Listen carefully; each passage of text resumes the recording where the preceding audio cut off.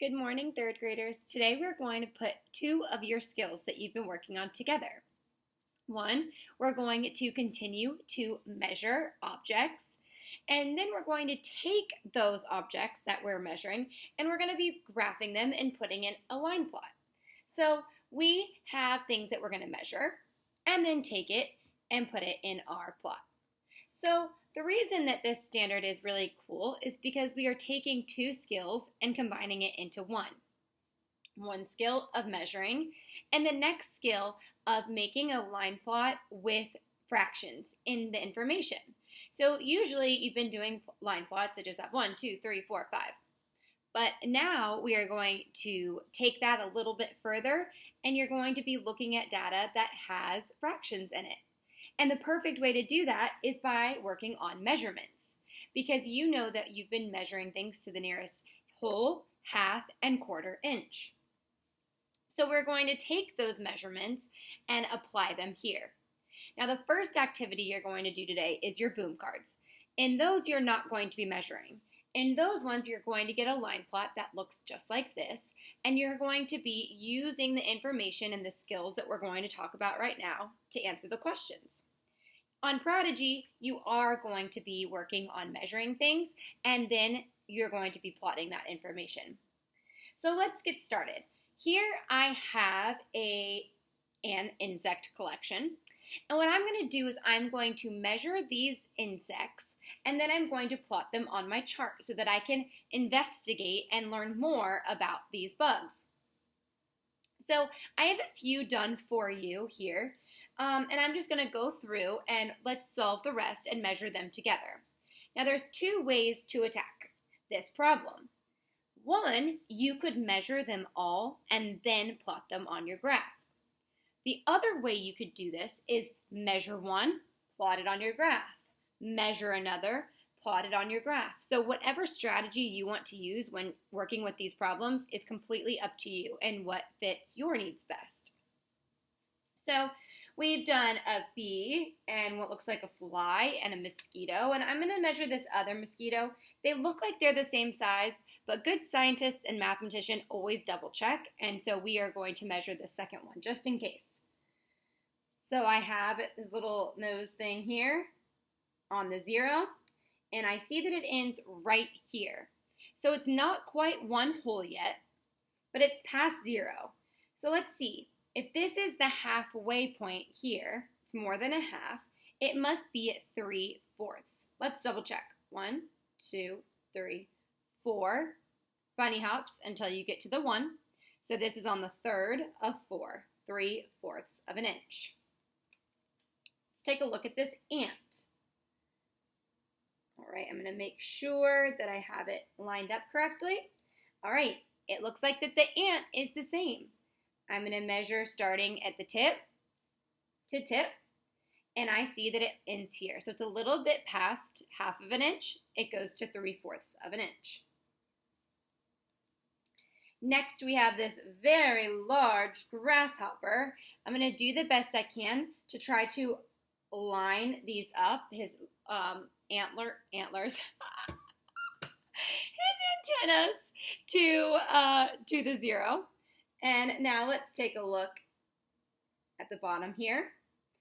So I see that this grasshopper is in between 1 and 2 inches. It's not quite 2 yet, but it's past 1. So I'm going to write that 1 whole first.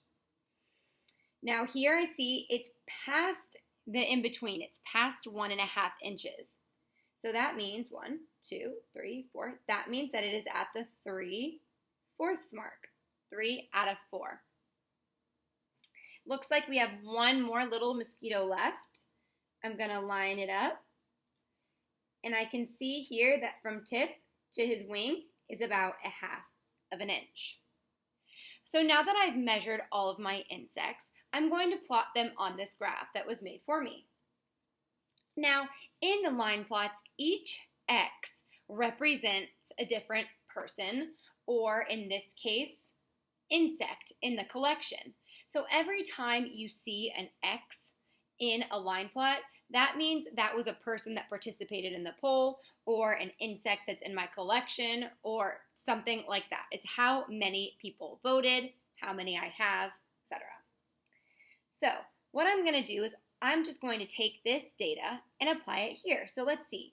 I see here I have a mosquito that's 3/4 of an inch.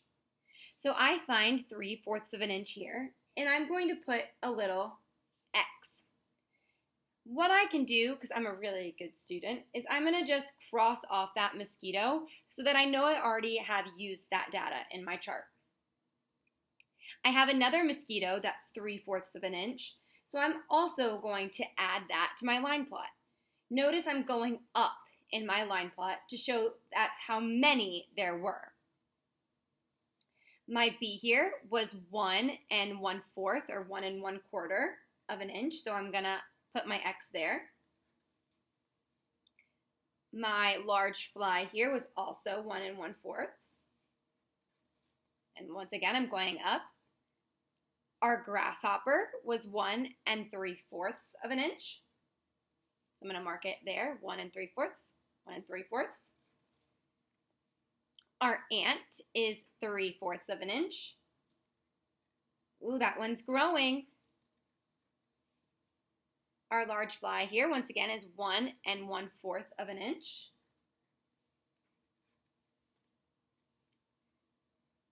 We have a fly that is 1/2 of an inch. I'm going to mark it there.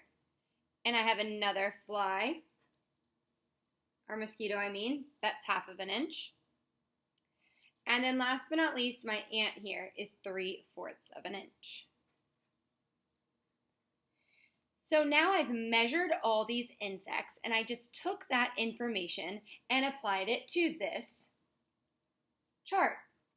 Now what's great about this line plot is look at how much more simple and clear this is to read than sitting here looking at all these bugs in my collection.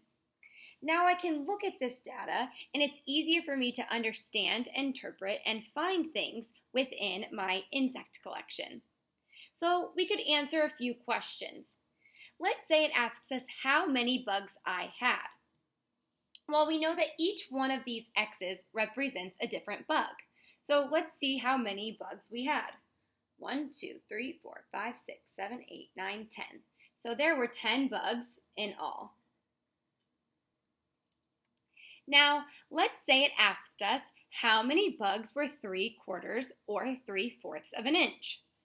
I would go to the part that says 3/4 here, and let's count how many there are. 1, 2, 3, 4. There were 4 bugs that were 3/4 of an inch. Now it could say something like, which one had the most bugs? And that would be the same one.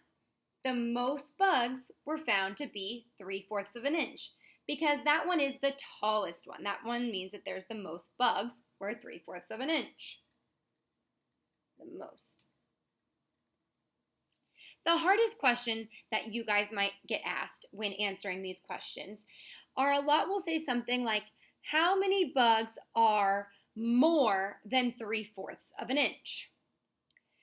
So more than 3/4 of an inch means anything after 3/4. So what your job is to do is to count how many come after that. Let's look at another one.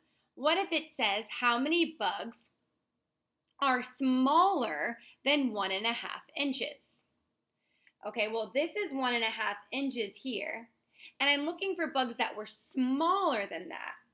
So what I'm going to do is I'm going to cover that up, and each one of these X's represents a bug that is smaller than 1.5 inches. So let's see how many were smaller. 1, 2, 3, 4, 5, 6, 7, 8, 9. So 9 bugs were smaller than 1.5 inches. Now you have to pay attention to the wording here, because sometimes you'll get asked a question that says how many bugs are smaller than 1 1/4 inches, and that's these ones. But you also might get asked how many are 1/4 of an inch or smaller. Now that means because it says 1/4 of an inch or smaller, that means it could be these ones right here in 1 1/4 of an inch, but it also means these as well. So be careful with the wording today and double check and make sure you look what the question's asking. Is it asking how many in all? Is it asking for how many in one specific area? Or is it asking you to look at 1/4 and those, or just those? So take a look at your questions. Please let me know if you need any help. I know that you guys are going to do great today with your measuring and working on your fraction line plots. Please let me know if you need any help or have any questions. Bye.